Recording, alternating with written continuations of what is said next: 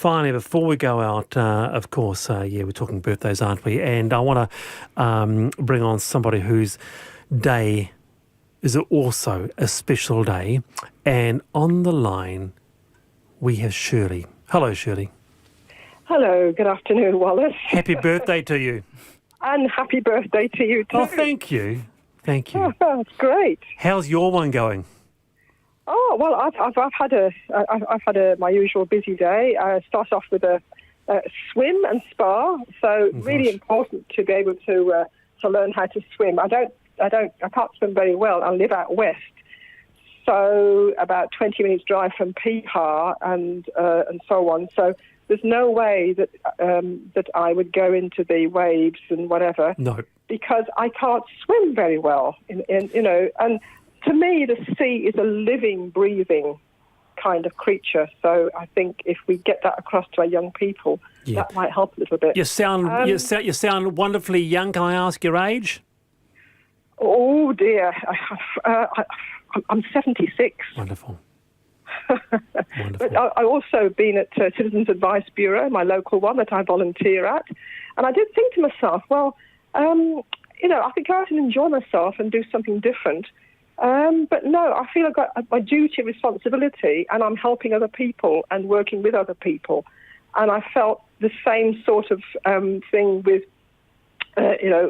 with yourself, working on your birthday. It's what we do. And it's what we do, Shirley. To enjoy it. You see, on that note, kia ora.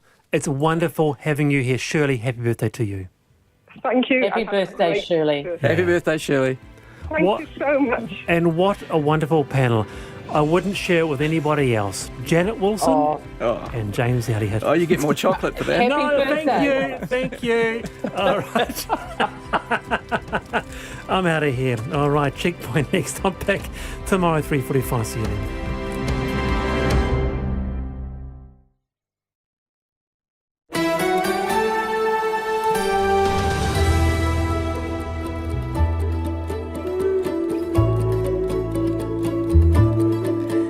Te whakarongo mai koe ki te reo irirangi o Aotearoa. This is Checkpoint on RNZ National. I'm Lisa Owen. Haere aki nei, the baton of responsibility has officially been handed over. Chris Hipkins is Prime Minister and he's inherited an inflation nation. The cost of living's up 7.2%. So as the pain peaked, ANZ Chief Economist Sharon Zollner is live. The parents of a New Zealand aid worker killed in Ukraine say he helped save hundreds of people. Blackfern star Ruby Tui puts herself on the bench as she decides her rugby future. And with inflation simmering away, every dollar counts. So we check out the best budget buys for pots. Yep, saucepans. Stay tuned. You can watch us live on YouTube. RNZ News at 5 o'clock. Ahi Marie, good afternoon. I'm Evie Ashton. Prime Minister Chris Hipkins says his government's priority will be the cost of living, and while he won't be ruling anything in or out, some tax policy changes are already off the table. Mr Hipkins' first task as Prime Minister will be reprioritising the government's spending to ease cost of living pressures. But he's indicated he won't be revisiting a capital gains tax or increasing the retirement age anytime soon. All of those things would have very long lead times if there was to be any change in those. We've set out a policy for this term of Parliament. That doesn't change because there's been a change in Prime Minister. And we'll be very clear with New Zealanders what our policy is as we head into the next election for the next term of Parliament. Chris Hipkins is expected to reshuffle his cabinet next week. National says inflation now has a tighter grip on New Zealand due to homegrown problems like worker shortages and government spending. The inflation rate held steady at 7.2% for 2022, sitting unchanged near a 32-year high. Consumer prices rose 1.4% for the 3 months ending December, led by increases to food, household and building costs. National leader Christopher Luxon says this all has real consequences. It's not a number, it's actually pain and suffering for real New Zealanders. Christopher Luxon says National is committed to measures including scrapping light rail and the RNZ-TVNZ merger while delivering inflation-adjusted tax cuts. Master Builders Chief Executive David Kelly says wage and product increases are contributing to inflation in the building sector. He says they're seeing a record number of building consents. A quadrupling, so that's 4 times as many consents last year as we had about 10 years ago when it hit its lowest. We simply can't sustain that, and we don't have enough people. We don't have businesses with the level of expertise. David Kelly says a 3% drop from 3 months ago indicates there may be hope on the horizon. The mother of a New Zealand man who died while delivering humanitarian aid in Ukraine say the work is very dangerous but also very important. Andrew Bagshaw and a British colleague were killed when they were hit by an artillery shell. His mother, Sue Bagshaw, says the aid work the 47-year-old was doing had to be done. It needs doing. It's very dangerous, and I wouldn't want people to go and put other people's lives in danger trying to rescue them. But at the same time, it's very needed, and people need to have water and food. Sue Bagshaw says Russia is trying to starve Ukraine and is committing genocide. Chris Hipkins today offered his condolences over Andrew Bagshaw's death in his first post-cabinet stand-up as Prime Minister. Both the US and Germany plan to send tanks to Ukraine after months of debate. The German Chancellor Olaf Scholz has reportedly decided to send at least 14 of the highly valued Leopard 2 tanks. The BBC's Katja Adler has more. The real significance here isn't just about Germany. About 80% of modern tanks in Europe are those German-made Leopard 2s, and they own all of the export rights. So this means countries like Poland, desperate to send their tanks to Ukraine, haven't been able to do so yet because they haven't had the nod from Berlin.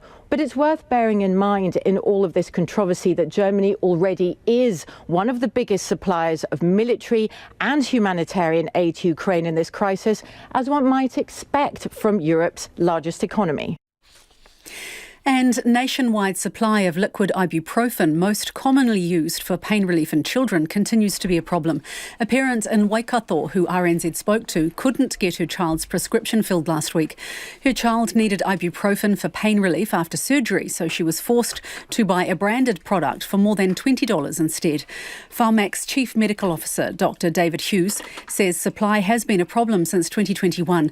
He says a large shipment has arrived, with more expected next week, so the shortage should begin to ease soon.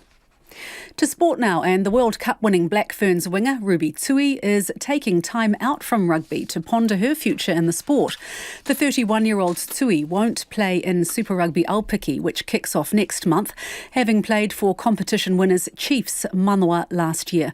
Felicity Reid reports. Ruby Tui has won just about everything there is to win in the sport, including World Cups in 15s and 7s and Olympic gold 2 years ago. However, Tui's manager Dan Singh has confirmed she's taking a break from the game and won't be rushing any decisions about her playing future. She will, however, have some involvement in Aupiki, working as a commentator for broadcaster Sky Sport. If Tui does return to the field, she may have to weigh up whether she returns to the 7s circuit with an eye to the 2024 Paris Olympics, or stays with 15s in a bid to win back-to-back World Cups with the next tournament in 2025. The Black Caps have lost top spot in cricket's one-day world rankings following their 3-0 series loss to India. New Zealand lost the final match in indoor by 90 runs this morning. The two sides now play a 3-game T20 series. Unseeded Pole Magda Linette has continued her dream run into the semi-finals of the Australian Tennis Open, stunning former world number 1 Karolina Pliskova. Linette won in straight sets 6-3, 7-5 to advance to the final 4. And Newcastle United have beaten Southampton 1-0 in the first leg of their League Cup football semi-final. That's the news. Titawhai Harawira dies aged 90. She was staunch and true to her cause. She was very proud to be Māori. The country welcomes a new Prime Minister. Then Chris Hipkins and Carmel Sepuloni will head there. They will take part in the swearing-in ceremony. It will be all official. Ed Sheeran gets ID'd at a Featherston pub. I'm in love with the shape of you. And I looked at him and I went, do you know what? You really do look like Ed Sheeran. And I went, oh my God. All the big stories, Morning Report, weekdays from 6 on RNZ National. And we're funded through New Zealand On Air. Now, the short forecast from Met Service to midnight Thursday. Northland, Auckland and Coromandel, cloudy periods, a few showers developing tomorrow afternoon or evening, then turning to rain in the far north at night. From Waikato to Kapiti, including Bay of Plenty and the Central High Country. Scattered showers with possible thunderstorms south of Taupo, clearing tonight. Cloud increasing tomorrow with isolated afternoon and evening showers about the eastern ranges. Gisborne, Hawke's Bay, Waded Upper and Wellington, long fine spells. Isolated showers about the ranges. Marlborough and Nelson, cloudy periods, isolated showers, especially inland in the afternoons and evenings. Bulla, Westland and Fiordland, showers developing north of the glaciers today. Rain or showers tomorrow with possible thunderstorms about Westland, then easing in the north later. Canterbury, Otago and Southland, mainly fine. Isolated showers during the afternoons and evenings, mainly inland. And for Te Kohu, Chatham Islands, cloudy periods. The time is 7 minutes past 5. I'll have news headlines and any traffic news for you at 5:20. Nā mihi iwi, tēnā koutou katoa, no mai haere mai ki checkpoint i tēnei rā, ko Lisa Owen tēnei. The revolving door of politics has taken another spin, out with one Prime Minister and in with another. Jacinda Ardern waded through a sea of supporters, staffers and MPs as she walked away from Parliament and the top job. In contrast to those emotional scenes, Chris Hipkins was formally sworn in as PM at a low-key ceremony in Government House. In his words, the baton of responsibility has been handed on. There was little time for celebration, though, as new figures show inflation continuing to bite. More on that soon, but first, here's our Deputy Political Editor, Craig McCulloch. Leaving the beehive for the last time as Prime Minister, Jacinda Ardern was given a warm send-off by her Labour team, hugged by MP after MP, before departing for Government House. This is an end of an era, I think. Jacinda she's a unique politician. She's a very special politician. I just say, go well and rest. You earned it. She's given her absolute all to this role. Looking to my retirement myself, not too far away, so I'll be looking to some tips in that regard from her. She has reintroduced a language of morality into politics. I just said, well done, mate, you've done a bloody good job. It was behind closed doors that Ms Ardern tendered her resignation, bringing her political career to an end and clearing a way for her successor. Chris Hipkins and his deputy Carmel Sepuloni arrived at the Governor-General's premises shortly after. The pomp, the paperwork, and then the promotion. That gives effect to your appointment as Prime Minister. Congratulations, Prime Minister Hipkins.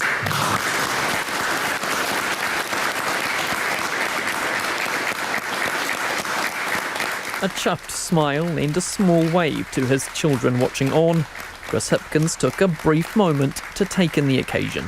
This is the biggest privilege and responsibility of my life. I'm energised and excited by the challenges that lie ahead. But those challenges are already here, the time for celebration passing quickly. New figures today show inflation at 7.2%, stubbornly close to multi-decade highs. The election's creeping closer, and the opposition's rearing to go. Nothing changes for us. A change in the leadership of the Labour Party means nothing for the people that have been coming into the budgetary services here in Papakura. While he's swearing in, Kiwis up and down the country will be swearing about rising prices. Mr Hipkins has promised a bread and butter approach, a relentless focus on the cost of living, and that was the message he took to his colleagues as he chaired his first cabinet meeting as PM this afternoon. It's the number one issue that we're facing as a country, and therefore it will be the number one priority area of focus for the government. The details are still being worked through, though, with no announcements today as to what sort of tangible support might be on offer, whether tax cuts or credits. His only commitment, he will stick to the tax promises Labour made for this term. That means no capital gains tax before the election. I've only had the job a couple of hours, and so I think New Zealanders won't be expecting to hear a lot from me today until I've had the opportunity to actually work through what our options are. Those announcements will come once Mr Hipkins has his new team in place. He intends to announce a reshuffle next week, and then the policy reset. Tomorrow he'll meet business leaders in Auckland to hear their demands. Day one is done, but the job's just beginning. Deputy Political Editor Craig McCulloch there, and the video version of that story will be on our webpage. It is 12 minutes after 5. Kia mau tonu mai, stay with us. You're listening to Checkpoint on RNZ National. Now, Chris Hipkins inherits an inflation nation, with the cost of living up 7.2% year on year. As the handover from one PM to the other was underway, the inflation stats came out, and it's bad news for those struggling to make ends meet. The rate remains the same as the previous quarter, driven mostly by housing costs. John Dedine reports. Whether trying to feed your family, build a house or travel, Kiwis are feeling the pinch of price rises. Shoppers outside Countdown in Auckland say they are seeing their weekly grocery bills increase significantly. It's gone up about 30%, 40%. That's in 1 week. $60, $90, $100. Yeah, you got a budget, eh? I can't even get out of Papakura because it's so dear.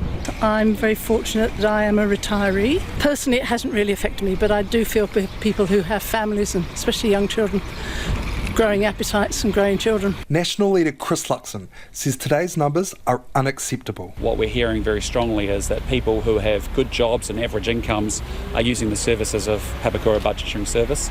They're also the same people now that are using the services of food banks up and down this country as well. And again, it just speaks to a government that is causing huge pain and suffering for people because it has no plan and it's not tackling the underlying issues around inflation. Mr Luxon says food prices at a 32-year high is making life very hard for families. Why is that happening? Go back to the root causes of it. If you don't have the immigration settings right and you don't have the workers to be able to pick food and fruit and vegetables, that's leading to low supply and there's high demand and therefore prices are going up. Statistics Senior Manager for the Consumer Price Index, Nicola Growden, says many people will be struggling. Prices faced by New Zealand households has increased by this amount over the year. And some of the interesting things that we've seen in this quarterly figure is that fruit and vegetables have been increasing. So this has been across a wide range of fruit and vegetables, kiwi fruit, cabbage, pumpkin, some real staple items that households will be purchasing. Commercial Director of Fresh and Own brand at Countdown, Peter DeVette, says they are working closely with growers to get prices down as quickly as possible. It's not only the fact that the yields are down and they're not selling as much as they normally would sell. It's also the fact that all of the input costs have gone up. We're aware of all of the, things like fertilizer and pesticides and labour costs on these farms have also gone up. Mr DeVette says they are doing what they can to alleviate the price stress, including price freezes. Today's figures are driven by housing costs, the costs of building and the costs of housing. Chief Executive of Master Builders David Kelly says wage and product increases are key contributors. We've had an awful lot of construction work on and we've had a shortage of skilled people, so that's put upward pressure on labour.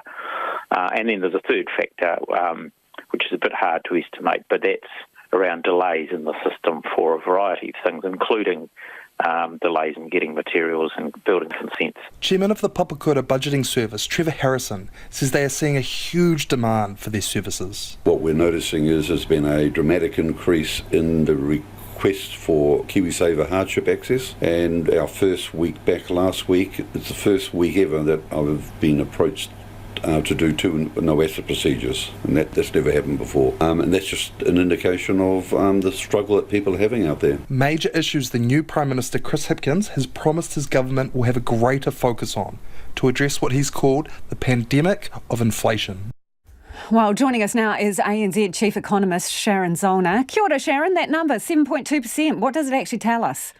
Yeah, it's not a great number, is it? In fact, it's remarkably similar to other recent numbers over the last 6 months, and that is an issue. That inflation hasn't just spiked quickly and is now declining. It's staying up there. So prices are 7.2% higher than they were a year ago for a typical consumption basket, if there is such a thing.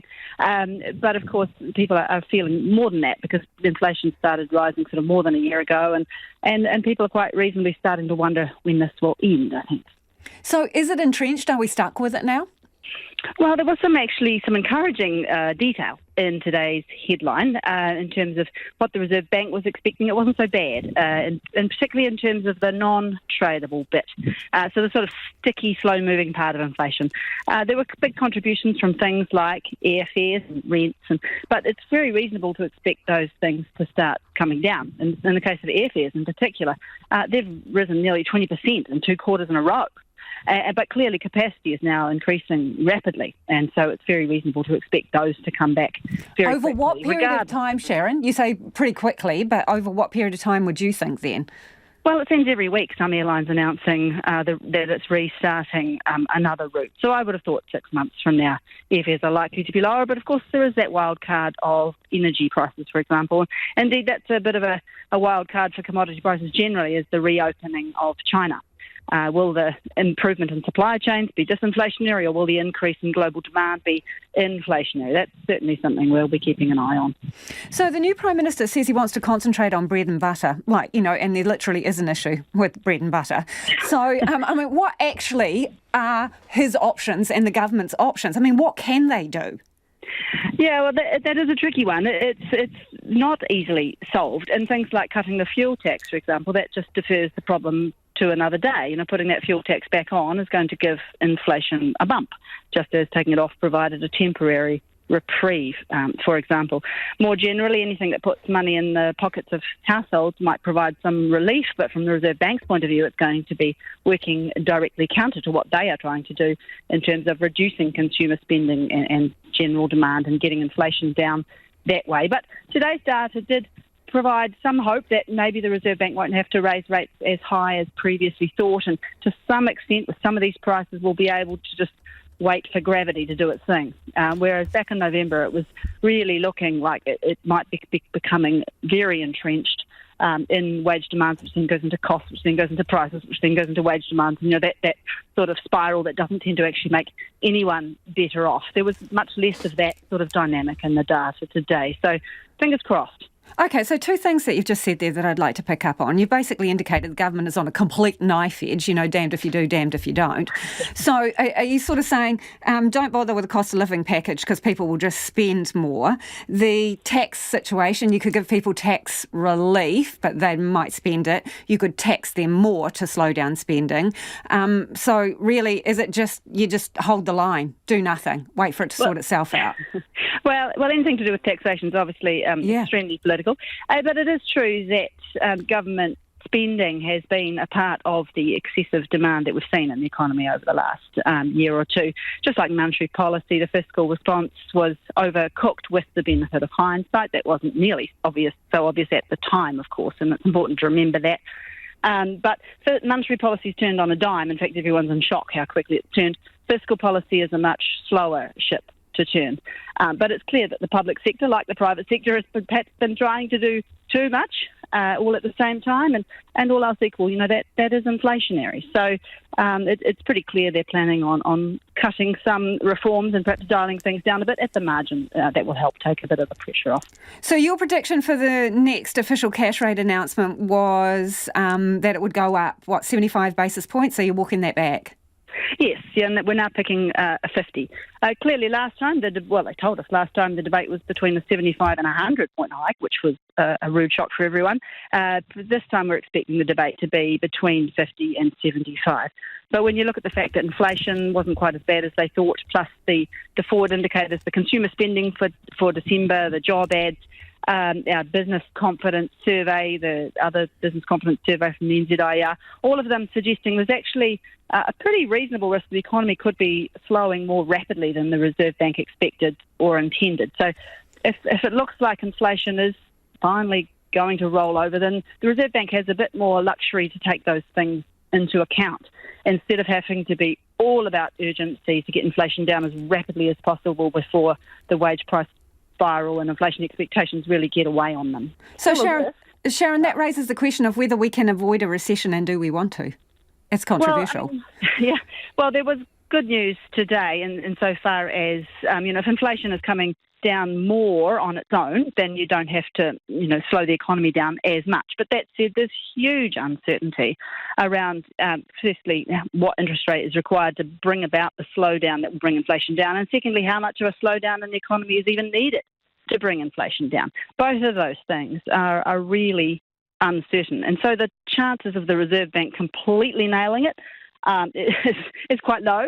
And the fact of us even knowing that they did nail it, even if they did manage to bring about the absolute best adjustment path, we probably never know anyway. We'll be debating the COVID policy response for decades, I suspect. Sharon, people listening, they want to know one thing. When are things going to get cheaper? Can you give us a month?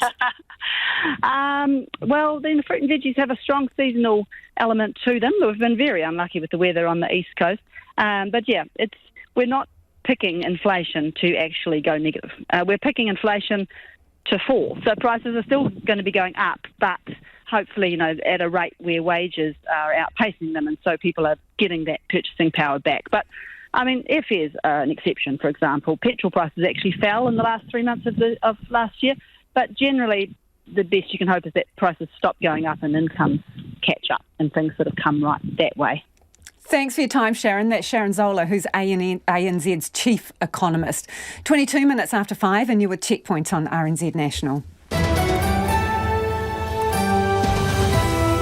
Homai o whakaaro, we would love your feedback on anything you've heard on the program this evening. So that figure, 7.2% jump in inflation, means that your wallet is buying that much less. What do you make of it all? Text us on 2101. You can tweet us at Checkpoint RNZ. The email address is checkpoint@rnz.co.nz. Let's go to the headlines. Ko Evie Arno tēnei. Kia ora, Lisa. New Prime Minister Chris Hipkins has signalled changes to spending as his government makes the cost of living its priority. But he's indicated he won't be revisiting a capital gains tax or increasing the retirement age anytime soon. Mr Hipkins takes office as figures show inflation held at 7.2% for 2022, a near 32-year high. Mr Hipkins says despite overseas factors, there are things the government can do, and he'll put ministers straight to work on them. ACT leader David Seymour says Mr Hipkins needs to admit that nothing the government has been doing has been working. Nationals Christopher Luxon says he'd scrap light rail and the RNZ-TVNZ merger while delivering inflation-adjusted tax cuts. The parents of a New Zealand aid worker killed in Ukraine say he wouldn't leave the country until the work was done. Andrew Bagshaw was killed while helping deliver humanitarian aid. It's understood an artillery shell hit his car. His parents, Dame Sue Bagshaw and Professor Phil Bagshaw, hope to continue his work by raising awareness of what is happening in the country. 5 crew members have been rescued from a cargo ship that sank off southwestern Japan during fierce winter winds. Planes and ships are searching for the remaining 17. And the US Justice Department and a group of 8 states are suing Google, accusing it of abusing an advertising monopoly. It's the first major lawsuit against a tech giant under President Joe Biden. Those are the headlines. Looking at traffic, nothing major to report on our main roads apart from a burst water pipe on State Highway 1 at Warkworth between Auckland and Whangarei. That's reduced Sandspit Road to 1 right lane there, slowing down your journey through that part of the country. Our next news headlines and traffic are at 5:40. Kia ora rā eho. One of the stars of the last Rugby World Cup, Ruby Tui, won't be back on the rugby field anytime soon. The World Cup winner captured the hearts and minds of New Zealanders with her presence on and off the park, but she's sitting out the upcoming expanded Super Rugby Aupiki competition.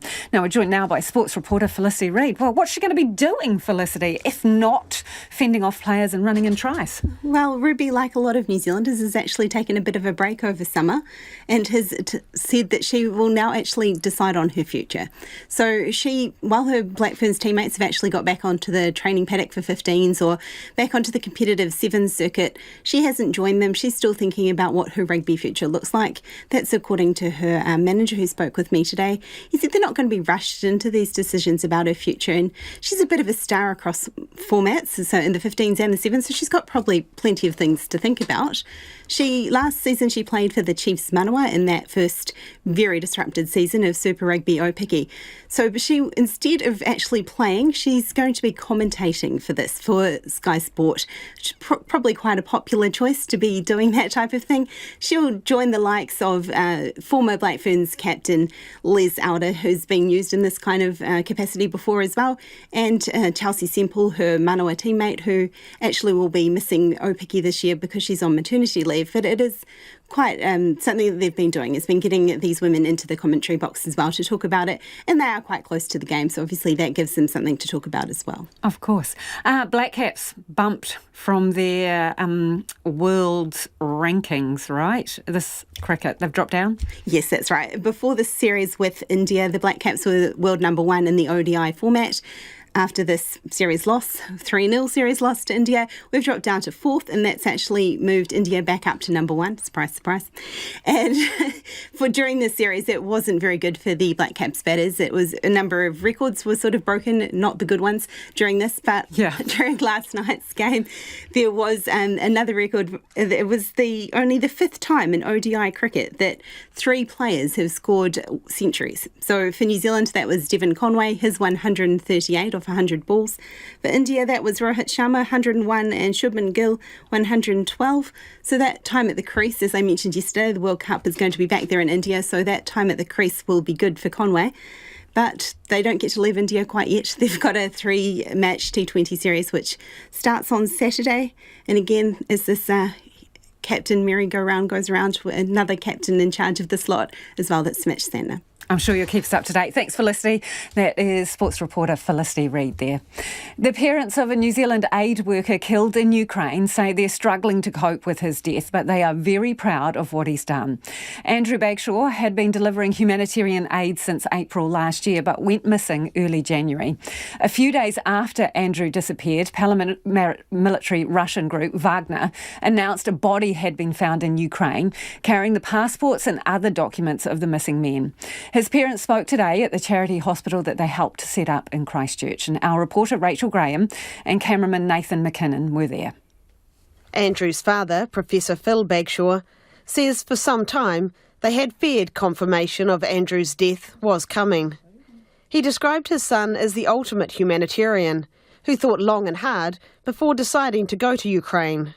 While he tried to talk him out of going, Andrew set off for Ukraine with just a rucksack and a travel guide. It's incredible what he achieved in a relatively short space of time. We're told hundreds of people were saved by he and his colleagues under the most amazing of circumstances that the military will tell you they would never venture into. Phil Bagshaw says Andrew and Chris Parry were evacuating people from areas of danger, taking in essential items and helping abandoned pets. Dame Sue Bagshaw says they are very, very proud of their son and his actions.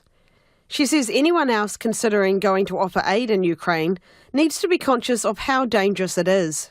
I wouldn't want people to go and put other people's lives in danger trying to rescue them. But at the same time, it's very needed, and people need to have water and food. I mean, the Russians, in my view, are committing genocide. They're starving the people out of there.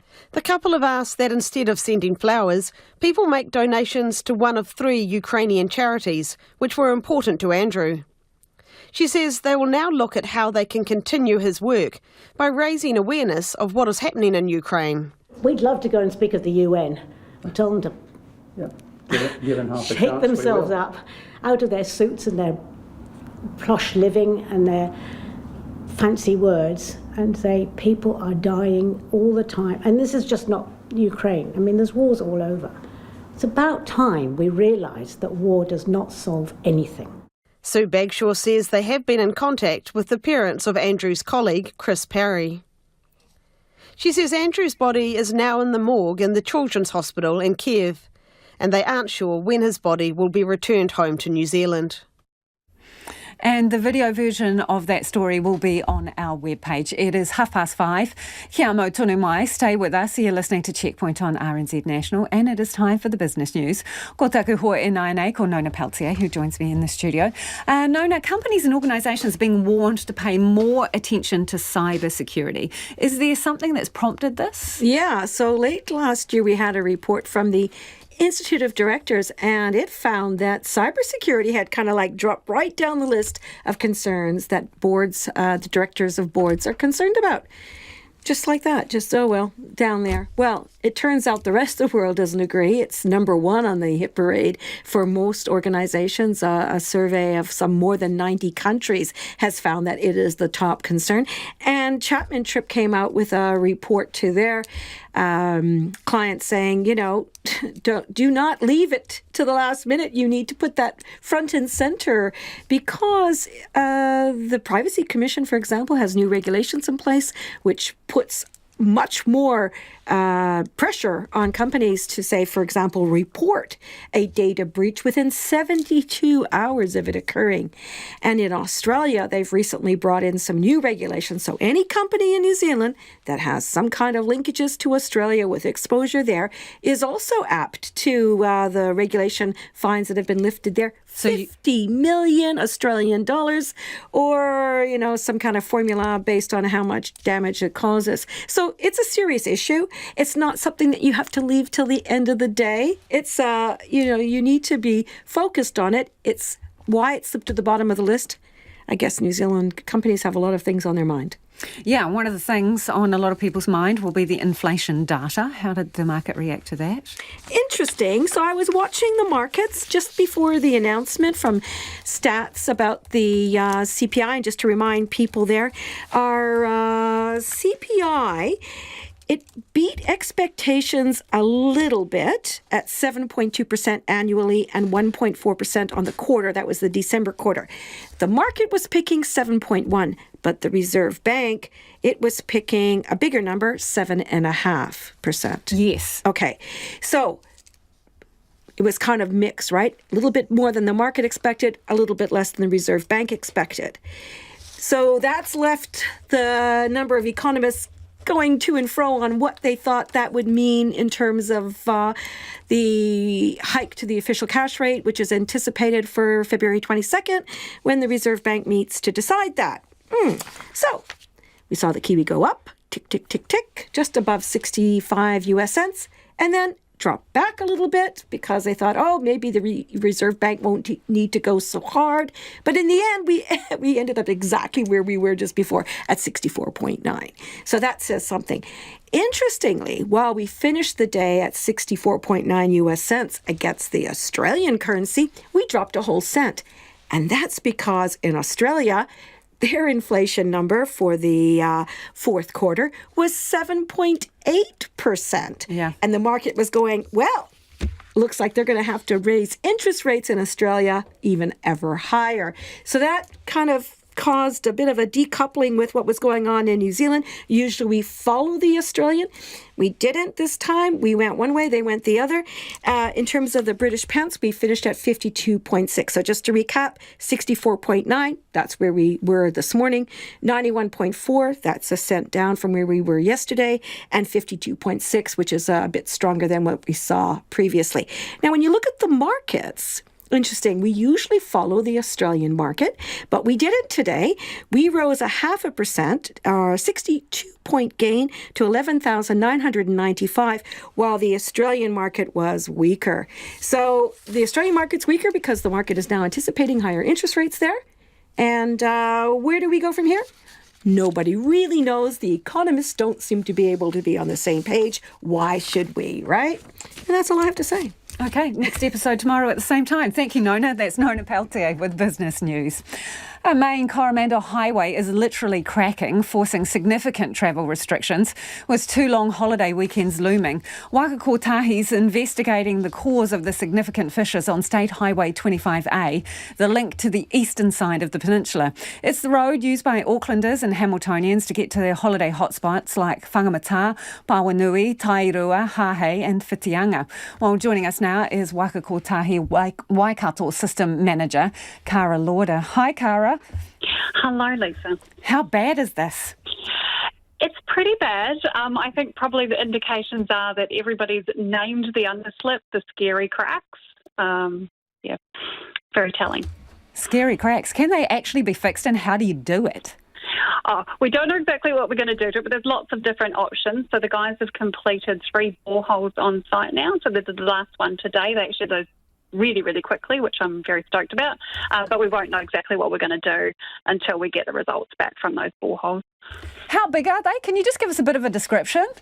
Oh, yeah, so some of them are quite long. There's one of the guys, actually, they've been poking tapes down the cracks because they think that's quite entertaining, and they've got the tape all the way down one of the cracks 4 metres into the ground before it's actually hit anything. And so they've been opening up is probably what makes them quite scary, is that they turned up, and then every day they've been moving, some of them 10 mil a day. So that's what's made it quite scary, and that's what everybody's freaked out about. And they're well down the road. They're quite long, and there's several of them. I've got some lovely photos that came out in the media release today with the cars going past.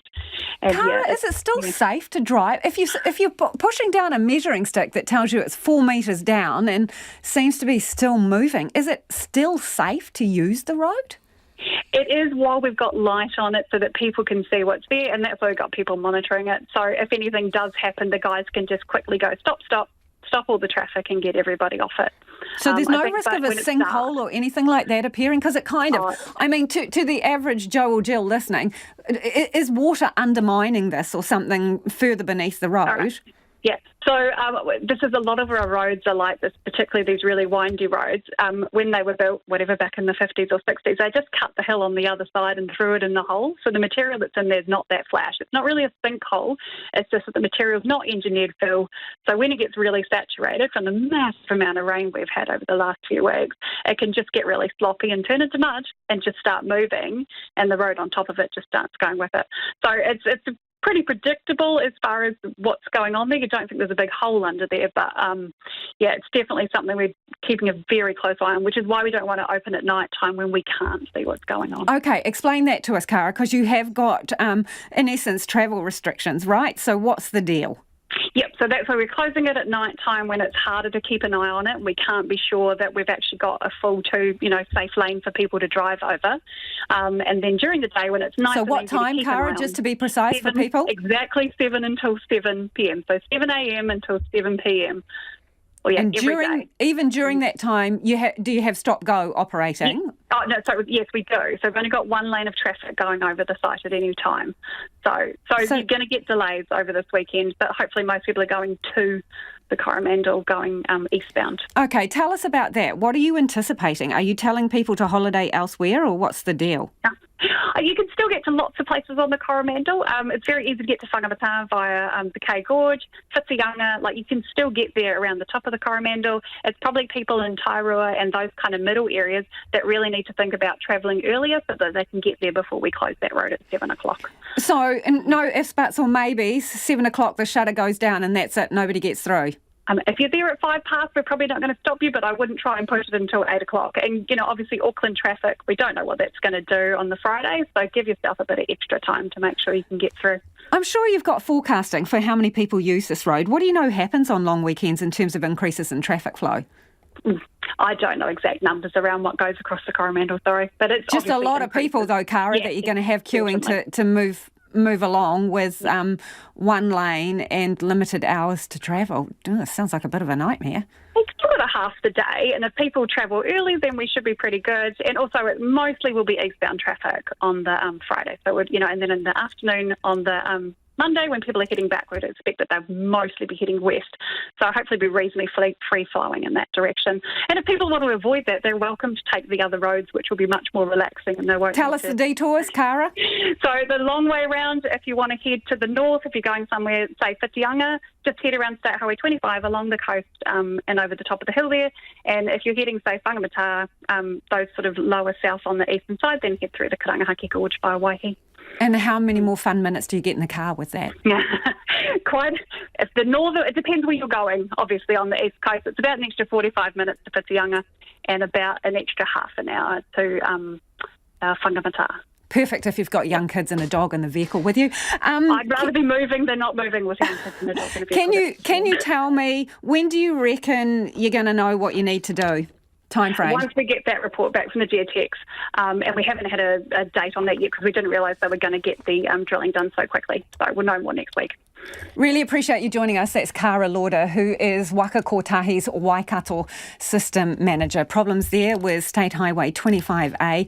Going to be restrictions over the long weekends and travel times, so make sure you check it out before you head off. It is 20 to 6. You're with Checkpoint on RNZ National. Homai o Whakaaro, we would love your feedback on anything you've heard on the program this evening. Are you heading to the Coromandel or do you use State Highway 25A? Let us know what it's like. You would have seen the cracks and the traffic restrictions. 2101 on text. You can tweet us at Checkpoint RNZ. The email address is checkpoint@rnz.co.nz. Evie is waiting very patiently. Let's go to the headlines. Evie, mina pita pita kōrero. Ana, Evie, mina pita pita kia ora. You're up, Evie. Thank you, Lisa. New Prime Minister Chris Hipkins is promising to make easing the cost of living his government's priority. New figures show the rate of inflation holding at 7.2% for 2022. Mr Hipkins has indicated he won't revisit a capital gains tax or increase the retirement age anytime soon. He's due to meet business leaders in Auckland tomorrow to hear their concerns. A key figure in the construction industry says the latest inflation figures aren't all bad news. Construction costs were the primary driver of inflation, with the price for building a house increasing by 14% in the 12 months to December. But Master Builders Chief Executive David Kelly says that number was higher in the past, suggesting the market could be easing.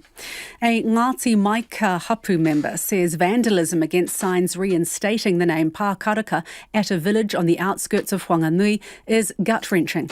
The signs at the settlement, more recently known as Maxwell, were installed on Saturday but knocked down within hours. Pākaraka Pākaumatua Ray Hina says it filled him with sadness.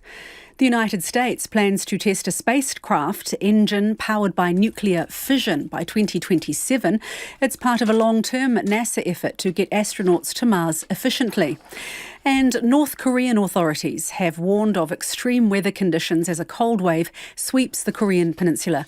Temperatures are likely to dip below minus 30 degrees in the northern regions, which are also the poorest parts of the country.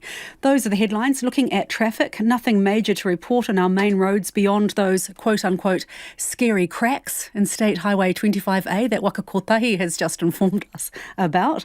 Our next news and weather is at 6. Thank you, Evie. Well, every dollar counts with inflation bubbling away. So what's the most cost-effective pot to boil up a hot mess? Well, the answer may surprise you.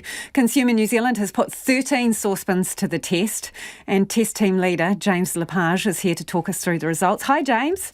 Hello, Lisa. How are you? I'm very well, thank you. First off, can you tell me, what did you mark these pots on? I mean, how do you test a pot?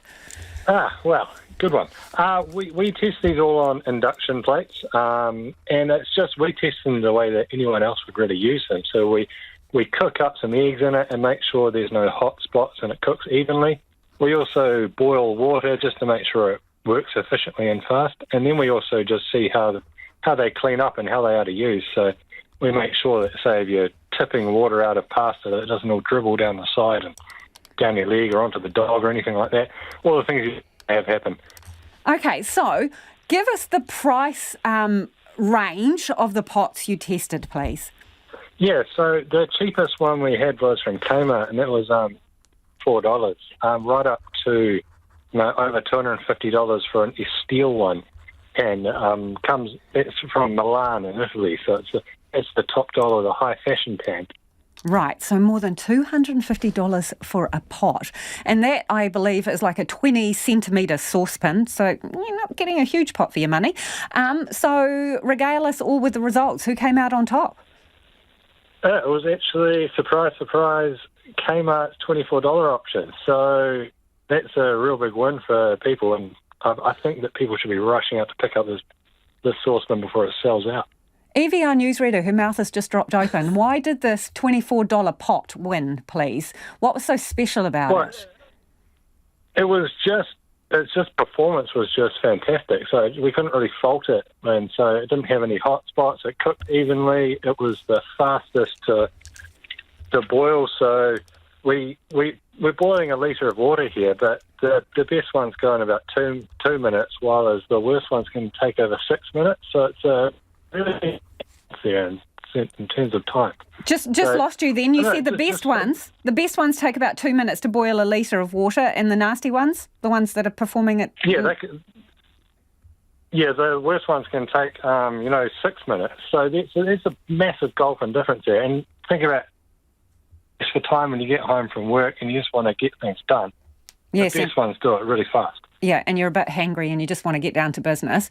Other question we had is these two that you compared, the super expensive one and the cheap one that came out absolute top at $24. Do they both have metal handles? And it also is about how long the pot is going to last, right? So tell us about this. Yeah. So when you look at them, they look actually pretty similar. They both got, they're both stainless steel and they look nice. They both have steel handles as well. So we gave them a good testing when we were doing it, and they both seem just as robust as each other. So we're happy to recommend that $24 Kmart one as well. We think it's great. So, how are people supposed to know whether something should be an investment purchase? Because we're marketed in this way a lot of the time. Pay more for this product, it's better and it will last longer. Well, how are you supposed to know? Well, this testing just shows that's not always the case, Lisa. So it's just, you don't know, but you can do your own research. Come to our website and look at our buying guide, and then it can give you some guidance there. Sometimes cheap and flimsy than they will be, but sometimes they might be good. James, Evie, our newsreader, is here. She's got a question for you about the handle. She's not convinced here, so you need to talk her around. So that cheaper pot, does the handle not heat up and make it hard to pick up? No, we tested that and it didn't seem to get too hot, so it was fine. You need to wipe. It's probably more of a concern, that sort of stuff, if you've got if you're cooking on gas, then you need to be kind of worried about heat spillage up the side, and then a stainless steel handle can get quite hot, but on induction you should be fine. All right, well, she's changing her mind now. She'll put it to the test herself, James. Maybe we'll give you some feedback. Thank you so much for joining us. That's James Lepage, who's the test team leader at Consumer New Zealand, and those two pots, the $24 one came out on top. Evie's still slightly sceptical, versus the $270 one for a 20 centimetre pot. Wowza, give us your feedback on that, 2101. Would you pay that much for a pot? It is 13 minutes to 6. Kia mau tonu mai. Do stay with us. You're listening to Checkpoint on RNZ National. Tributes have come from around the country for the late Titiwhai Harawira, the matriarch of Ngāpuhi, who died last night. She's being remembered as a staunch wahine toa who didn't bow to anyone or waver in her beliefs. Jamie Tahana reports. We've done everything possible to point out the disastrous effects that the task force has had in Auckland here. We've had all the inquiries, we've made all the submissions. We've monitored the courts, we've monitored the task force as it has worked in the streets and in the hotels. All the evidence is there. It's quite clear that the task force is doing a very bad job. Titiwhai Harawira speaking to RNZ in 1975. She was a member of Ngā Tamatoa, the Young Warriors, speaking against a police task force roaming the streets of Auckland, the same task force that carried out the infamous dawn raids. Mrs. Harawira, who died last night at 90, was one of the country's most prominent campaigners for Māori rights. A kuia of strong convictions backed by a steely will, Titiwhai Te Hoia Hinewhare was born in 1932, a direct descendant of the great Ngāpuhi chiefs, including Patuone, one of the signatories of Te Tiriti. My ancestors signed that treaty believing the Crown would honour its word. They were at a time, when a person's word was their bond. And I know that they did that, believing that to be true. Unfortunately, the Crown has never honoured that treaty. Mrs. Harawira spent much of her time with the Māori Women's Welfare League, campaigning for tamariki and action against poverty. She would become prominent alongside other wahine toa, Whina Cooper and Eva Rickard, on the marches of the 70s and 80s. She quit her job at the post office so she could join the Land March.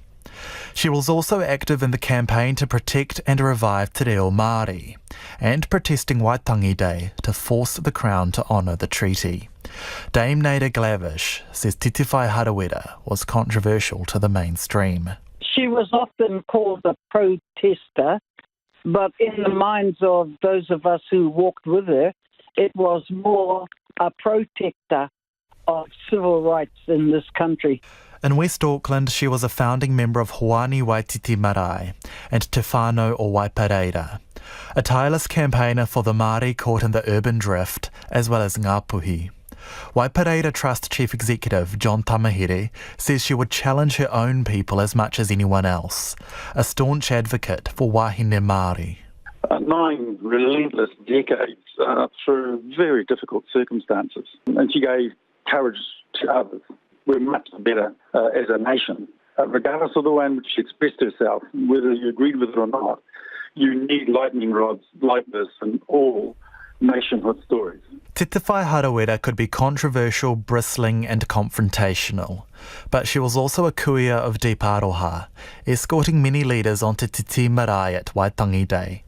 Te Tai Tokiro MP Calvin Davis says Ngāpuhi is mourning, and Waitangi Day, less than 2 weeks away, won't be the same. Ngāpuhi will be in mourning. Her whānau will no doubt bring her memory to Waitangi, so it will be very a special time for the Harawira whānau, with Ngāpuhi remembering her.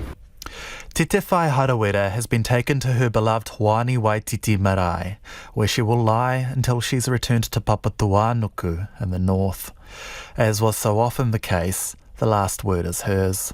I'm proud to say that I've been part of those challenges that have brought about that awareness in our people and the changes, because things don't change for Māoris unless we get up there and make it happen.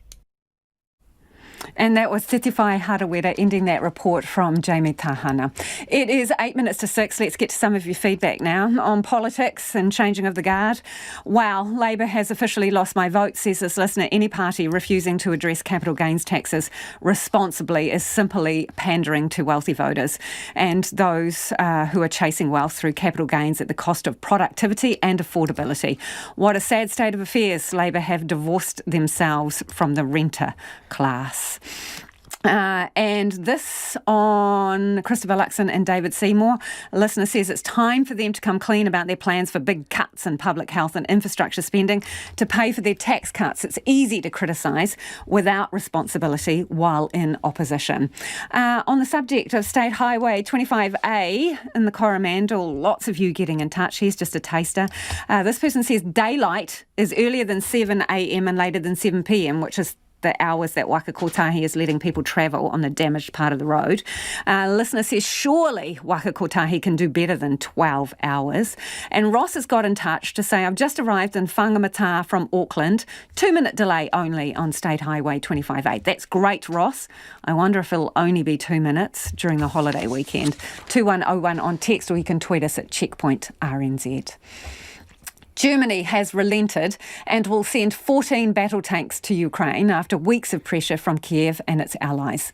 The White House is also finalising plans to send US-made tanks and could make an announcement as early as this week.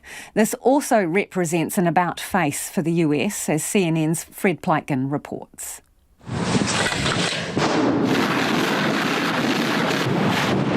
Even as fighting rages in eastern Ukraine, Russian forces are making little headway. Vladimir Putin recently appointed his military chief, Valery Gerasimov, to lead the war in Ukraine, yet another reshuffle in the hierarchy. The deputy head of Ukraine's defense intelligence tells me he believes Putin realizes his entire command structure is in disarray. He really does have problems with the command, both at the top level, the generals, and at the bottom level of platoon or company commander. That issue is generally very problematic. Another problem, those marginal gains Russia is making come mostly from mercenaries of the Wagner private military company around Bakhmut, where Wagner has been gaining ground while suffering severe losses themselves. Wagner's boss, Yevgeny Prigozhin, has been highly critical of Russia's military leadership, calling them all but incompetent. The Ukrainians say he's made plenty of enemies among the elites. The leadership of the Russian armed forces are going to try to belittle Prigozhin's role and place however they can, so he cannot strengthen his positions in the Kremlin hierarchy. While the Ukrainians try to hold on in Bakhmut, they say they urgently need Western main battle tanks to take back more territory. There are about 2,000 tanks available, and even if each country would send 10% of that amount, it would be a huge army which would allow us to start this counteroffensive in spring.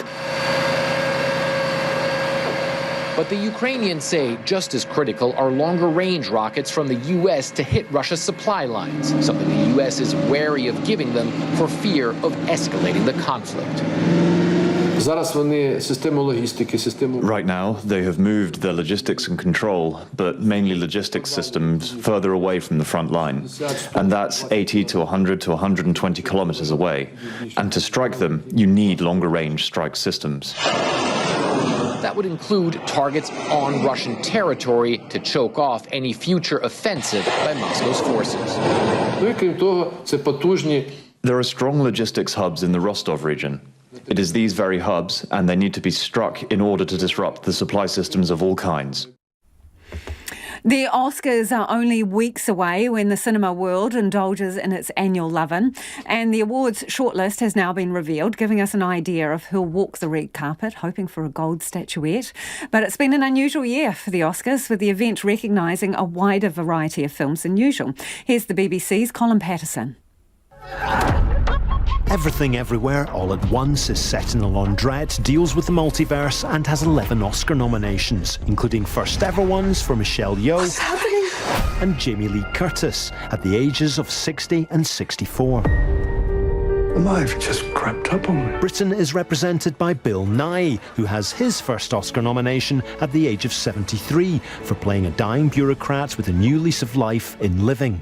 And Andrea Riseborough is up for Best Actress for To Leslie. Tell me I'm good. After an online campaign from A-list friends, including Kate Winslet and Gwyneth Paltrow. Just tell me what I've done to you. I just don't like you no more. Ireland has a quarter of all the acting nominations. The four stars of The Banshees of Inisherin, about feuding friends in the 1920s, are joined by Paul Mescal, who made his name in Normal People and is nominated for playing a single dad on holiday with his daughter in Aftersun. I love you. Love you. The German war film All Quiet on the Western Front has 9 nominations. More than 90 years after an English language version won Best Picture at the 3rd ever Oscars. I am not a woman who enjoys repeating herself. Who are you? Angela Bassett has become the first person from a Marvel film to secure an acting nomination for playing a grieving queen in Black Panther: Wakanda Forever. And for the first time, 2 sequels are nominated for Best Picture: Avatar: The Way of Water and Top Gun: Maverick. The Academy changed the rules this year, so there are 10 films in the category, the hope being this would create space for blockbusters, which people have actually seen, alongside art house and more serious fare. And it's worked. Having any fun yet? Well, it's time for some of your feedback before the news at 6. State Highway 25A in the Coromandel. Given the road closure, this person says, after 7pm, because it's operating 7am till 7pm daylight hours, Wakakotahi is saying, what provision has been made for travel over the hill for a medical emergency to get to Thames Hospital? Good question. Another person says, so the Coromandel Road is failing after 70 years because they use the incorrect material. Yeah, I wonder what's causing it, Tommy. That's from Tommy. Hopefully they'll be able to tell us. On pots. Yeah, a lot of you banging some lids together and making some noise about that one. The $24 pot, which won out over the $270 one, according to Consumer New Zealand. Max says, Metal 101, not all stainless steel is equal, because both the pots were made out of stainless steel. The cheapie came out on top. Aaron says, you can bet that in 12 months, the $24 pot handle will come loose and the metal baits will separate. Evie, yeah, you always have your screwdriver handy for that. Yeah, in 10 years, the $270 $70 pot will be just like new, Aaron. Well, we've been talking about this, and because Evie's a bit of a sceptic as well. It's $24. We're going to do a bit of a whip around on the Checkpoint team and get a one from Kmart. She can try it out, and maybe next week she'll give us a little bit of a review and bring in a taster of whatever she boils up in the pot. That would be a bonus. It's like a Evie. second Christmas. Yeah. RNZ News at 6 o'clock. Ngā mihi o te pō ko Evie Ashton tēnei. ANZ's chief economist says new Prime Minister Chris Hipkins may struggle to mitigate high inflation rates. Consumer prices rose 1.4% for the 3 months ended December, led by increases to food, household and building costs. Last year's annual inflation rate remains close to multi-decade highs at 7.2%. Sharon Zollner told Checkpoint the government may find it difficult to bring costs down. Putting that fuel tax back on is going to give inflation a bump, just as taking it off provided a temporary reprieve, for example. More generally, anything that puts money in the pockets of households might provide some relief, but from the Reserve Bank's point of view, it's going to be working directly counter to what they are trying to do. But Sharon Zollner says prices are beginning to drop in areas such as airfares and rent. A budget consultant says they're seeing a record number of people struggling from beneficiaries to full-time workers. Papakura Budgeting Service has a huge demand for its services, with 750 clients annually, ranging from 19 to 80 years old. Chairman Trevor Harrison says working homeowners are stressed and looking for answers. We haven't seen the sharp end yet. It's coming. And I've already got clients now who are saying, well, I'm struggling to pay the mortgage now. Do I go on to interest only? And I'm saying to them, well, I prefer you not to, because that's a hiding to nothing, because any more increases in interest, where's your leeway? Trevor Harrison says they're also fielding a record number of requests for no assets procedures. The parents of a New Zealand aid worker killed in Ukraine say a good way for people to offer condolences over the death of their son is to support Ukrainian charities. Andrew Bagshaw and a British colleague died when their vehicle was hit by an artillery missile. His mother, Dame Sue Bagshaw, says her son was very intelligent and thoughtful and always stood up for the underdog. She says they know some people will want to send flowers, but say Andrew would have preferred they spend the money supporting Ukrainian charities. Dame Sue says they're recommending 3 charities: the Kyiv Children's Hospital, a charity helping abandoned pets, and one that helps people evacuate Ukraine. A search is underway for the crew of a cargo ship that capsized and sank off Japan's southwest coast. 17 of the 22 Chinese and Myanmar nationals on board are missing. Chris Gilbert reports from Tokyo. The Hong Kong-registered Jintan was carrying lumber between South Korea and Japan when it issued a distress call before sinking 4 hours later, about 110 kilometres west of the Danzhou Islands in Japan's far southwest. 4 of the crew were rescued from a lifeboat by a nearby vessel, and a joint search is now being conducted by Japan and South Korea's coast guards for those still missing. Reports say South Korea has found 3 life rafts and 2 lifeboats, but no one was on board. Japan was hit by winter storms on Tuesday, and the search boats were delayed by bad conditions. A spokesperson says there were strong winds at the time of the distress call after the boat started tilting and taking on water. The US Justice Department and a group of 8 states are suing Google, accusing it of abusing an advertising monopoly. It's the first major lawsuit against a tech giant under President Joe Biden. It says Google has corrupted competition in the ad tech industry. The Attorney General Merrick Garland gave more details. We alleged that Google has used anti-competitive, exclusionary, and unlawful conduct to eliminate or severely diminish any threat to its dominance over digital advertising technologies. For 15 years, Google has pursued a course of anti-competitive conduct that has allowed it to halt the rise of rival technologies. The Justice Department wants to force Google to sell much of its suite of ad technology products. Dunedin Airport has withdrawn an appeal against the proposed new landfill to the south of the city. Independent commissioners granted consent for the landfill, determining the public health risk at nearby Brighton was acceptable. The bird strike risk for the airport had been addressed and the community had been consulted. Both the airport and the South Coast Neighbourhood Society lodged appeals with the Environment Court against the granting of consents. The Dunedin City Council says the Society's appeal is now the only one remaining, and work is underway to organise a date for mediation. Outdoor fires are now banned in much of Southland. The prohibited fire season covering coastal Southland and all of the region's conservation estate came into effect today. Fire restrictions are also in place for the rest of the region. Outdoor fires are also banned in much of the Otago until further notice. That's the news. Tonight on Nights, what to watch on the big screen. We're at the movies with Simon Morris. Crowd science endeavours to unravel the emotion of jealousy in a romantic situation. Why do humans feel jealousy? Do people experience the emotion differently? And are there ways to stop it? And the pros and cons of raising chickens in the backyard. That's on Nights with Karen Hay after the news at 7 on RNZ National. And we're on air on rnz.co.nz and available through your mobile through the RNZ app. Now, the short forecast from Met Service to midnight Thursday. For Northland, Auckland and Coromandel, cloudy periods, a few showers developing tomorrow afternoon or evening, then turning to rain in the far north at night. From Waikato to Kapiti, including Bay of Plenty and the central high country, scattered showers with possible thunderstorms south of Taupo, clearing tonight. Cloud increasing tomorrow with isolated afternoon and evening showers about the eastern ranges. Gisborne, Hawke's Bay, Waded Upper and Wellington, long fine spells, isolated showers about the ranges. Marlborough and Nelson, cloudy periods, isolated showers, especially inland in the afternoons and evenings. Bulla, Westland and Fiordland, showers developing north of the glaciers today, rain or showers tomorrow with possible thunderstorms about Westland, then easing in the north later. Canterbury, Otago and Southland, mainly fine.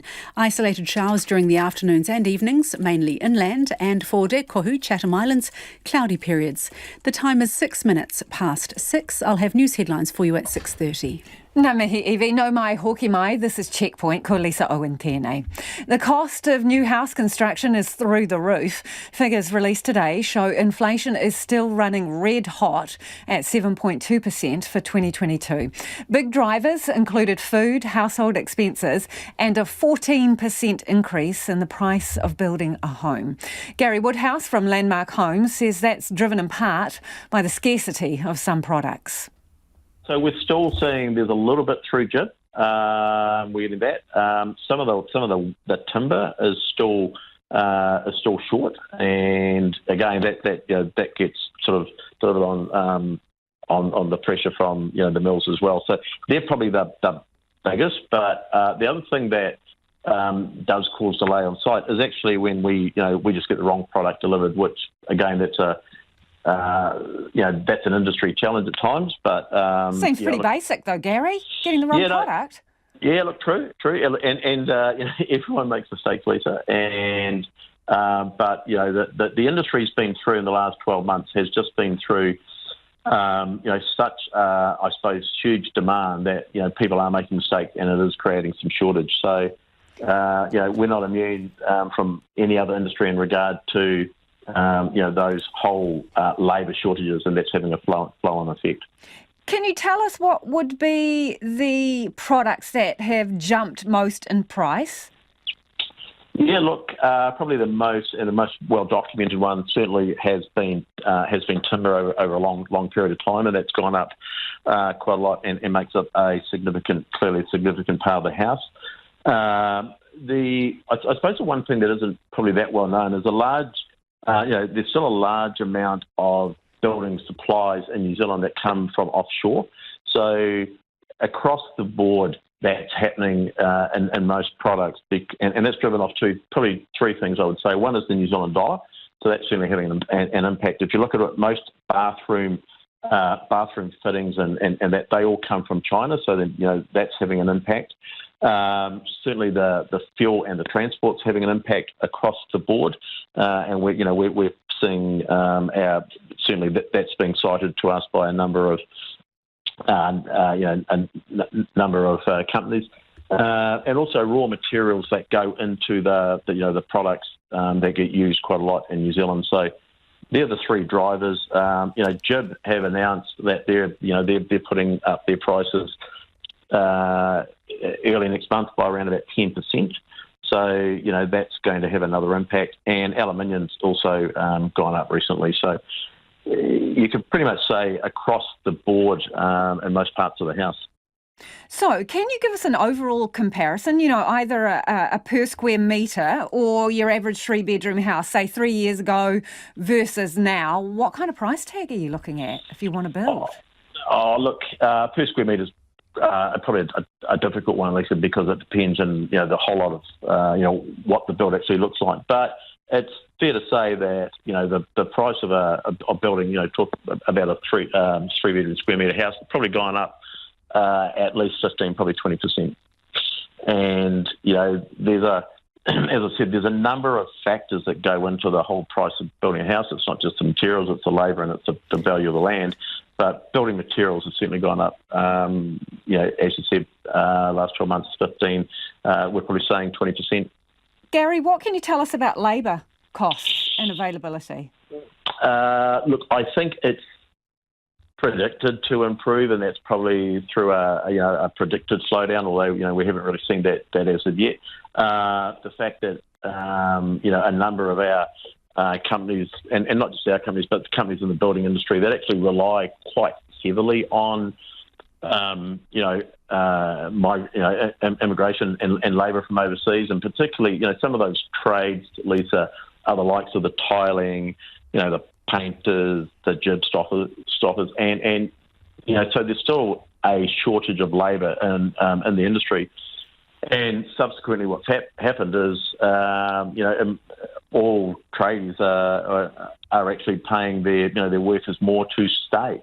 So that wage inflationary pressure is unfortunately alive and well in the industry. Gary, is it still possible to get a fixed price contract for a new build of a house? Look, I would say not, although probably some would challenge that. How we contract our houses, Lisa, is we work a lot with fixed quotes. So we'll design the house and we'll send it out, and we will get that quoted from our suppliers. And most of them will give us a quote to do the job, and that gets put into the price of the house.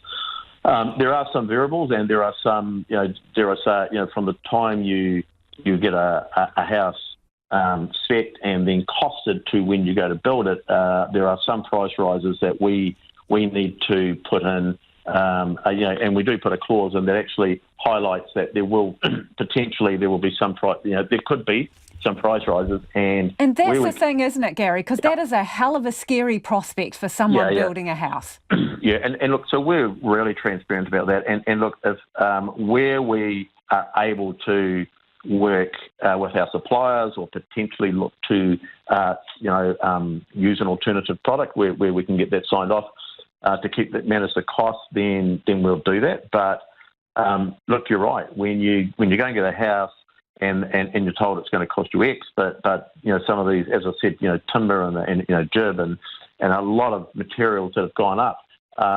If they get passed on to us, we will have the conversation with our clients around what that increase looks like. But we also look to manage and mitigate those as best as we possibly can. But the last period has made that really difficult. And that's Gary Woodhouse from Landmark Homes. It is 13 minutes after 6 and you're with Checkpoint on RNZ National. California is reeling from 3 mass shootings in just a few days. 24 Americans are dead and more are in hospital. And just over a week ago, 6 people, including a teenage mother and a baby, were killed in Central California. On Saturday night, 11 people were shot dead in Monterey Park in Los Angeles during Lunar New Year celebrations. And yesterday, 7 more people dead, shot by a co-worker south of San Francisco. CNN's Natasha Chen has more. All of the evidence we have points to this being the instance of workplace violence. Another California community rocked by a mass shooting. A gunman attacked 2 locations in Half Moon Bay, south of San Francisco. Police say he first attacked a mushroom farm where the suspect was employed. The only known connection between the victims and the suspect is that they may have been co-workers. Before then targeting workers at a second location. At least 7 adults were killed and 1 injured. 2 hours later, video shows the shocking moment when the 66-year-old suspect was arrested by police in the parking lot of a substation. Inside the car, authorities found the legally owned weapon they said was used in the shooting. All of this less than 48 hours after another gunman killed at least 11 people about 400 miles to the south in a dance studio in Monterey Park, California. I needed to save myself and the people inside. Brandon Say confronted that gunman about 20 minutes after the initial shooting Saturday night when the 72-year-old shooter entered a second dance studio in nearby Alhambra. Something happened, something came over me. I just had this rush of thought and adrenaline. Say wrestled the gun away. The suspect died the next day of a self-inflicted gunshot wound as police surrounded him in Torrance, about 30 miles away. A former friend who knew him for about 20 years tells CNN the man liked to dance but was distrustful, didn't have friends, and hated, quote, to the bone those he thought wronged him, including some of the staff at the 2 dance studios. And an instructor at the second dance hall said the shooter was, quote, very bad-tempered. Overall, the guy had just a very bad temperament, little sparks of craziness, and then back to normal, I guess. These victims who have suffered such terrible loss. The community is grieving and baffled. Mei Hua Huang used to dance at Star Ballroom and told me she couldn't believe such violence broke up a Lunar New Year party. I was shocked. I looked at the news media right away and suddenly I felt like my heart was so tight. How could something like this happen? So horrifying. I hate to say this, but I'm really happy that it wasn't a racial, Asian hate. That is, for me, a relief. Yet he and others tell me, how can there be any relief when so many are dead? They say something must change. The same thing many communities in America say each time tragedy strikes. China looks dramatically different since it lifted COVID restrictions, but the targeting of anyone who speaks out against the government remains the same. One woman has told CNN since she and her friends attended a vigil together, one by one they've been disappearing, and she fears she's next. Selena Wang has more. If you're seeing this video, that means I've already been taken by the police. These are the chilling words of a young woman in China who took part in this demonstration in Beijing on November 27th. It was one of dozens of anti-zero COVID protests that erupted in cities across China. They're chanting that they don't want COVID tests, they want freedom. Police lined the streets, but the mood was calm and peaceful. Many were there to mourn the lives lost in China's Urumqi city, where a deadly fire broke out in a lockdown building. This 26-year-old woman, an editor at a publishing house, said that is why she and her friends took to the streets. She said they followed the rules and didn't have any conflict with the police. Soon after filming this, she was arrested. She knew her time was nearing. CNN has learned from sources that weeks after the protest, police started rounding up her friends one by one, most of them also young female professionals. We tracked down and interviewed one of her friends who's been tirelessly searching for her. We're not revealing her name or any of the sources we've spoken to because of concerns of retribution from the Chinese state. Authorities want to intimidate ordinary people, she said. They want to turn people into emotionless machines. We can't even gather together to grieve. Afghanistan is facing its coldest winter in more than a decade, with temperatures plunging to below minus 31 degrees. Families are struggling to survive. Officials say more than 120 people have died so far, and 2/3 of the country needs urgent help. Despite the crisis, the Taliban refuses to lift its ban on female aid workers. The BBC's Lise Doucette has this report. A winter wonderland of aching beauty, but brutal.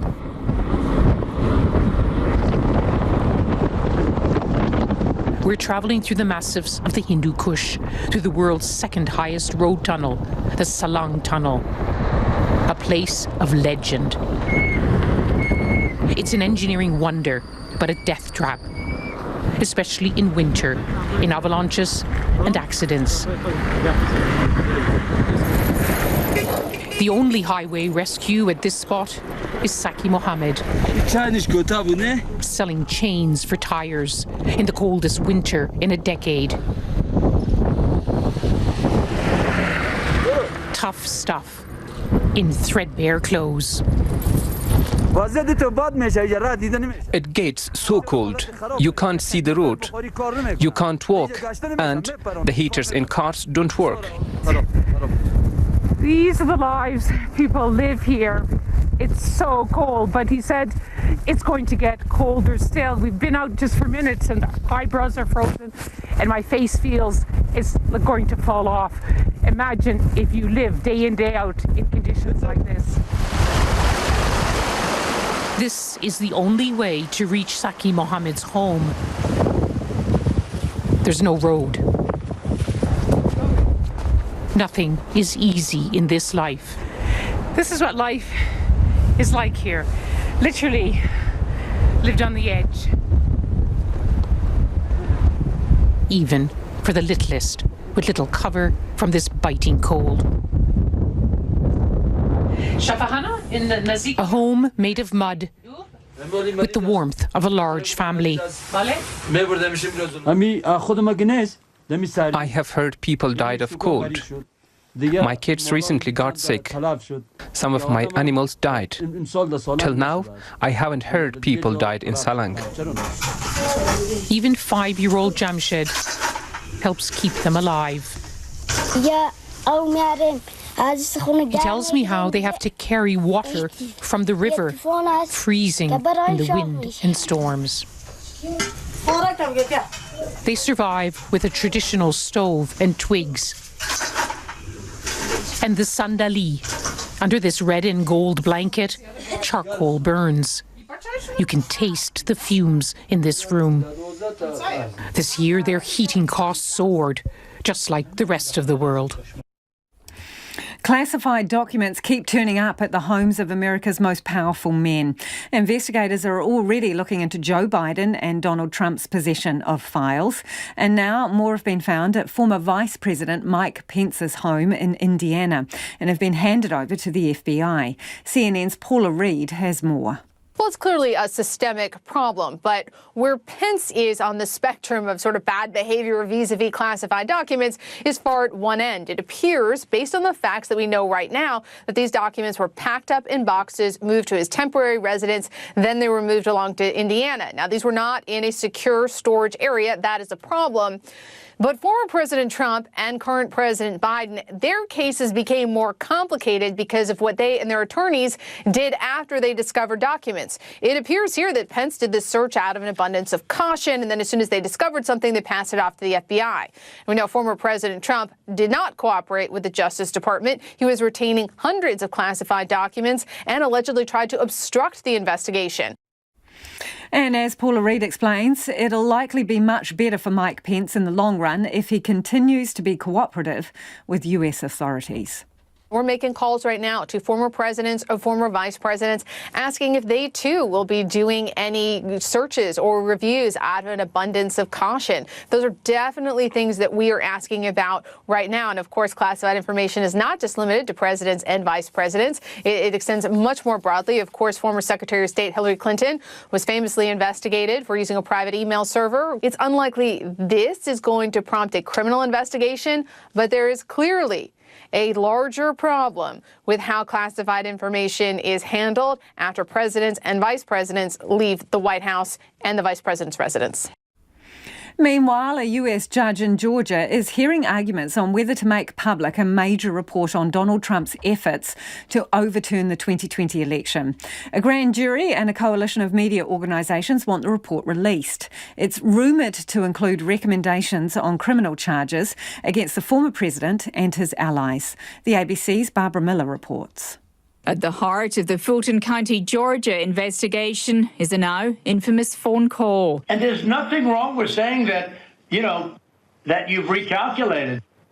Well, Mr. President, the challenge that you have if the data you have is wrong. That's the then President Donald Trump in January 2021 pleading with Georgia's Secretary of State, Brad Raffensperger. I just want to find 11,780 votes. What's called a special grand jury, a total of 26 jurors drawn from the public, has completed a 7-month investigation into possible election interference. The special grand jury doesn't have the power to issue criminal indictments, but it can recommend them. The district attorney in charge of the Fulton County probe, Democrat Fannie Willis, will now decide whether or not to ask another grand jury to issue indictments. Judge Robert McBurney is currently hearing arguments on whether or not the findings should be made public. Those grand jurors ought not to talk about their deliberations, but when they're done, what pops out of the toaster instead of an indictment is a final report. I don't see how that's secret based on the statutory framework. Former U.S. Attorney in the District of Middle Georgia, Michael Moore, says it'll be a difficult decision. My best guess is that he'll split the baby in this case. And he'll decide that the public does have an interest, but great portions of the report should be redacted, or he may tie it to some sort of deadline dealing with the district attorney's decision to seek indictments or not. In a statement, lawyers for Donald Trump said while the grand jury had heard from dozens of high-ranking officials, it did not subpoena the president. Therefore, the statement reads, "We can assume that the grand jury concluded that there were no violations of the law by President Trump." Former U.S. Attorney Michael Moore says it's not that simple. Typically, if you're a prosecutor, you would not subpoena a potential target of an investigation to testify in front of a grand jury, and that's because the Constitution gives that person certain rights, and one of those rights would be to not incriminate themselves. The Georgia judge said if he decided to release the findings, that wouldn't happen today. Elon Musk has spent another day in court defending himself against a class action lawsuit over a tweet he posted about taking his company Tesla private. Meanwhile, the billionaire's tunnelling firm, which happens to be named The Boring Company, is quietly being buried. Mr. Musk's originally hyped his idea of electric cars in tunnels, driving autonomously between destinations. But almost none of his original vision has come to pass, with the company pulling out of projects in several cities. It survives in one town, however. The BBC's James Clayton reports from Las Vegas. The Las Vegas Convention Centre is huge. It can take half an hour to walk across it. However, there's a new way to get around. Tunnels with Teslas in them. Passengers can be taken to 3 stations in a small 1.7-mile loop. We're just asking people what they thought about the loop just now. Yeah, I love it. You loved it? Really cool. Yeah? So when you come into this station, the first thing you notice is it looks really cool. It's got these kind of neon lights. And the other thing that you notice is that it doesn't smell of petrol for obvious reasons, because these are, once again, all electric vehicles. And there are just loads of people driving these cars. I mean, I can see 14 drivers just here, perhaps taking 10 passengers, 12 passengers. But this isn't quite what Elon Musk had envisaged when he created the Boring Company. Elon Musk's initial idea was incredibly ambitious, that people in Teslas would be transported into this huge network of tunnels, and they'd be transported at more than 100 miles an hour using its autonomous features. This emphatically isn't that. For one, these aren't robots driving these cars, these are real humans. Secondly, they're not going at 100 miles an hour, not even close. They might be going at 30 miles an hour. However, many people here loved it. Beats like walking and like traffic, I guess, so pretty cool. Out of 10, how much would you give it? Oh, 10, I guess. 10? Oh. Not everyone, though, was positive. They're just reinventing the subway. Laurie Nelson-Kraft is from the Las Vegas Convention Centre, who's happy with how the project has panned out. We didn't want to just be able to move people around our campus in an efficient way. We wanted them to kind of have a smile on their face. There was a lot of hype around the Boring Company. However, the firm has pulled out of many cities it had previously been working with, leaving, well, Las Vegas. There are plans for the company to create a huge tunnel network in the city, but will it actually happen, considering the Boring Company has a history of being a bit flaky? So you're not worried that they might pull out here? We appreciate our partnership, we believe in our partnership, and you're standing in a system that has been delivered. Okay. I wasn't totally convinced by that answer. There's also a much more fundamental question, which is this actually a good idea? If you look at the number of Teslas here that are all being driven by expensive humans, it kind of begs the question, why not just use a train? The real test will be in the years to come, if it can pull off larger, more expansive networks of tunnels. For now, it's still not clear whether this is just more Elon Musk hype or something genuinely important. Well, that is it from us this evening. Late News team's going to keep you updated throughout the night. And if you missed anything from the program, don't forget you can always find us Checkpoint on Spotify, Apple, or wherever you get your podcasts from. Ko te kaupapa tuatahi Pōpō. Tomorrow from 5 a.m, Deputy Prime Minister Carmel Sepuloni is live on First Up and at him early, 5 a.m. And reporter Leonard Powell looks at why the wet, humid weather means more pesky flies. Horrible little critters. And I want to know why the fly spray doesn't seem to be working. Can you ask that, Leonard, please? We'll catch you tomorrow. RNZ News headlines at 6:30. Tēnā tātou. I'm Evie Ashton. ANZ's chief economist says inflation rates of 7.2% aren't as bad as the Reserve Bank initially feared. Sharon Zollner said while inflation won't disappear anytime soon, it is showing signs of slowing down. The parents of New Zealand aid worker Andrew Bagshaw, who died in Ukraine, say people can offer condolences by supporting charities there. Waka Kotahi says holidaymakers heading to the Coromandel should travel during the day as deep cracks spread through State Highway 25A. The agency is investigating.